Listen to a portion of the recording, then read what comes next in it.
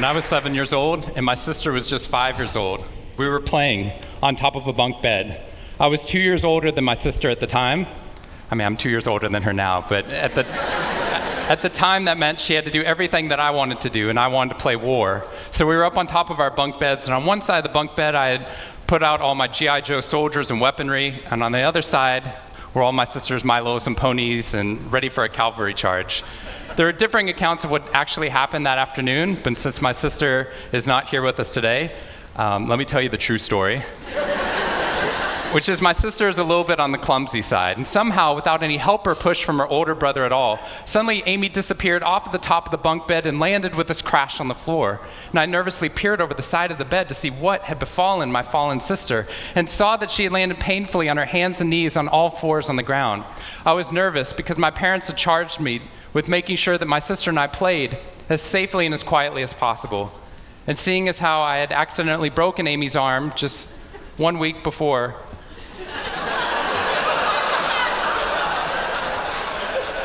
heroically pushing her out of the way of an oncoming imaginary sniper bullet, for which I have yet to be thanked. I was trying as hard as I could. She didn't even see it coming. I was trying as hard as I could to be on my best behavior, and I saw on my sister's face this wail of pain and suffering and surprise, threatening to erupt from her mouth and threatening to wake my parents from the long winter's nap for which they had settled. So I did the only thing my little frantic 7-year-old brain could think to do to avert this tragedy. If you have children, you've seen this hundreds of times before. I said, Amy, wait, don't cry, don't cry. Did you see how you landed? No human lands on all fours like that. Amy, I think this means you're a unicorn. Now that was cheating, because there's nothing in the world my sister would want more than not to be Amy the hurt 5-year-old little sister, but Amy the special unicorn. Of course, this was an option that was open to her brain at no point in the past, and you could see on my poor, manipulated sister's face conflict, as her little brain attempted to devote resources to feeling the pain and suffering surprise she just experienced, or contemplating her newfound identity as a unicorn. And the latter won out. Instead of crying, instead of ceasing our play, instead of waking my parents with all the negative consequences that would have ensued for me, instead, a smile spread across her face, and she scrambled right back up onto the bunk bed with all the grace of a baby unicorn. With one broken leg. What we stumbled across at this tender age of just 5 and 7, we had no idea at the time, was something that was going to be at the vanguard of a scientific revolution occurring 2 decades later in the way that we look at the human brain. What we had stumbled across is something called positive psychology, which is the reason that I'm here today and the reason that I wake up every morning. When I first started talking about this research outside of academia, out with companies and schools, the very first thing they said to never do is to start your talk with a graph. The very first thing I wanted to do is start my talk with a graph. This graph looks boring, but this graph is the reason that I get excited and wake up every morning. And this graph doesn't even mean anything. It's fake data. What we found is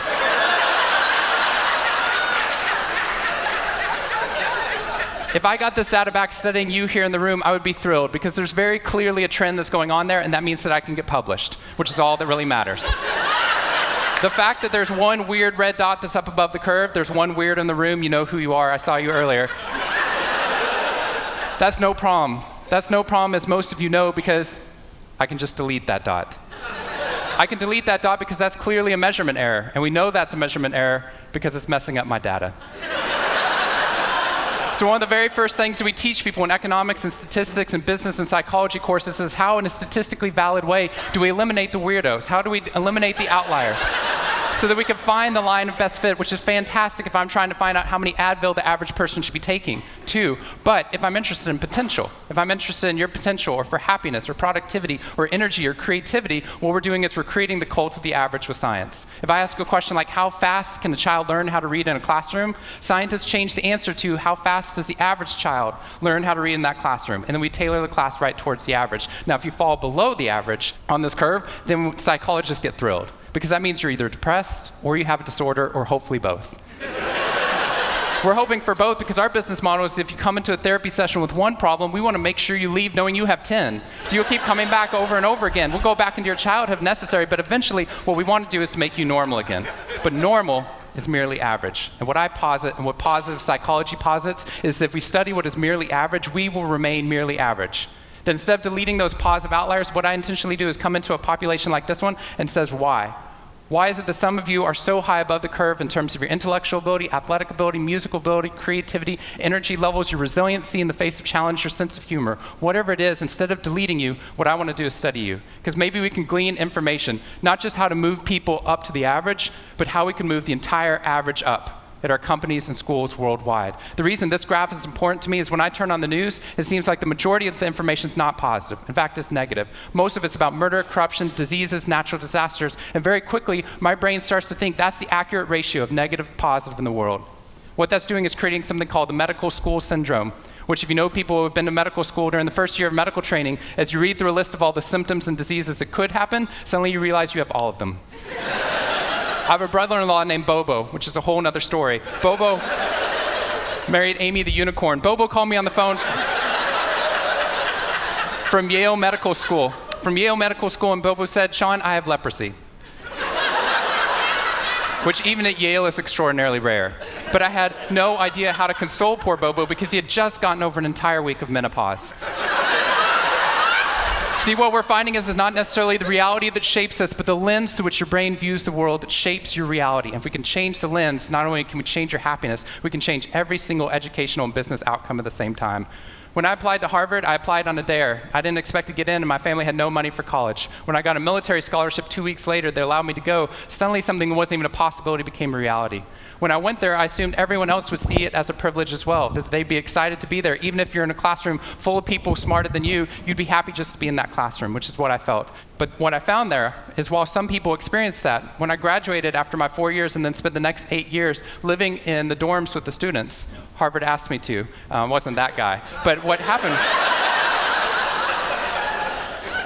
I was an officer of Harvard to counsel students through the difficult 4 years, and what I found in my research and my teaching is that these students, no matter how happy they were with their original success of getting into the school, 2 weeks later their brains were focused not on the privilege of being there, nor on their philosophy or their physics. Their brain was focused on the competition, the workload, the hassles, the stresses, the complaints. When I first went in there, I walked into the freshman dining hall, which is where my friends from Waco, Texas, which is where I grew up, I know some of you have heard of it. When they come to visit me, they look around, they say, "This freshman dining hall looks like something out of Hogwarts from the movie Harry Potter," which it does. This is Hogwarts from the movie Harry Potter, and that's Harvard. And when they see this, they say, "Shawn, why do you waste your time studying happiness at Harvard? Seriously, what does a Harvard student possibly have to be unhappy about?" Embedded within that question is the key to understanding the science of happiness. Because what that question assumes is that our external world is predictive of our happiness levels. When in reality, if I know everything about your external world, I can only predict 10% of your long-term happiness. 90% of your long-term happiness is predicted not by the external world, but by the way your brain processes the world. And if we change it, if we change our formula for happiness and success, what we can do is change the way that we can then affect reality. What we found is that only 25% of job successes are predicted by IQ. 75% of job successes are predicted by your optimism levels, your social support, and your ability to see stress as a challenge instead of as a threat. I talked to a boarding school up in New England, probably the most prestigious boarding school, and they said, "We already know that." So every year, instead of just teaching our students, we also have a wellness week, and we're so excited. Monday night, we have the world's leading expert coming in to speak about adolescent depression. Tuesday night is school violence and bullying. Wednesday night's eating disorders. Thursday night is illicit drug use. And Friday night, we're trying to decide between risky sex or happiness. I said that's most people's Friday nights.